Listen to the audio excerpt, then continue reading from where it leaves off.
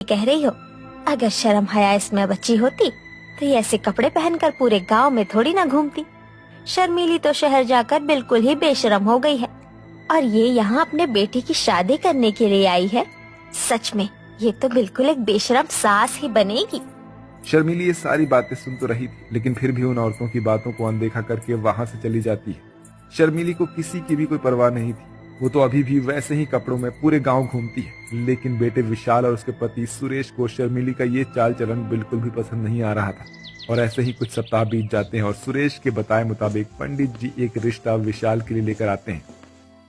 जजमान, ये रही लड़की की फोटो, देख लीजिए, इसका नाम गरिमा है। ये लड़की बहुत ही संपन्न है। अब मेरे कहने का मतलब है सर्वगुण संपन्न है, पूरी तरीके से संस्कारी है और ये सिर्फ सूट और साड़ी ही पहनती है। इसे शहर की चाल चलन बिल्कुल भी नहीं पता। अगर आपको ये रिश्ता मंजूर हो तो मैं बात आगे बढ़ाता हूँ।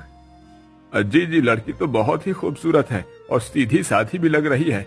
क्यों शर्मीली? अब आप मुझे क्या पूछ रहे हैं? करनी तो वैसे भी आप लोगों को अपने ही मन की है। अरे तुमसे कोई सलाह लेना भी पाप हो गया है। पंडित जी, हमें ये रिश्ता मंजूर है, आप शादी की बात आगे बढ़ाइए। जी जजमान, चलिए अब मैं चलता हूँ, नमस्कार। ऐसा कहकर पंडित वहां से चला जाता है। लड़की वालों को भी विशाल पसंद आ जाता है। शादी की डेट फाइनल हो जाती है। समय ऐसे ही बीतता है और आज विशाल की शादी होती है। माँ देखिए, आज तो मेरी शादी है, इसलिए मैं आपसे बस यही कहना चाहता हूँ कि मेरी शादी में कम से कम आप एक हिंदुस्तानी औरत की तरह ड्रेस पहनिएगा, प्लीज।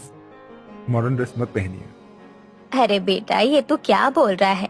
ये सब बात छोड़, आज तेरी शादी है और आज तो मैं सिर्फ अपने मन की करूंगी।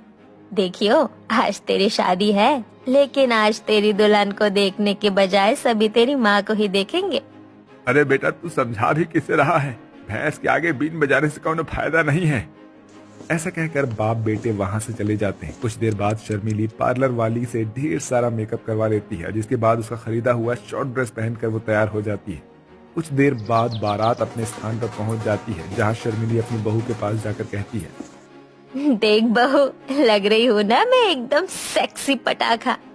देख तो, सब तुझे छोड़कर मुझे ही देख रहे हैं। मैंने तो तुझे भी फेल कर दिया।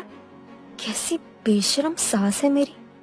सब इनका मजाक उड़ा रहे हैं, सब लोग घूर घूर कर देख रहे हैं, लेकिन इन्हें तो कोई फर्क ही नहीं पड़ता।